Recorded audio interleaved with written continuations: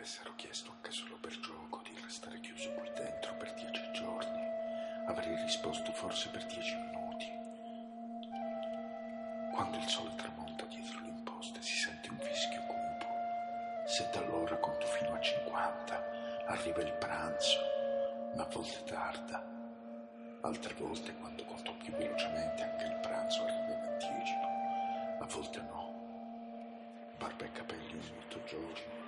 Mi cambiano i vestiti ogni 2, ricordo mio padre. Tengo un registro, ricordo quando la TV ha preso a trasmettere le immagini così sboccate. O alcuni film su pellicole d'un proiettore. Anche lì c'è uno che mi somiglia. Comincio a pensare di non essere mai stato molto fisionomista. Di sicuro però gli uomini che si prendono cura di me non mi somigliano. Sono 2 maschi magri, scavati come statue. Loro mi lavano, mi radono e mi vestono. Poi c'è una donna, lei pulisce e mi porta da mangiare. È una donna cortese, quasi invisibile. La detesto.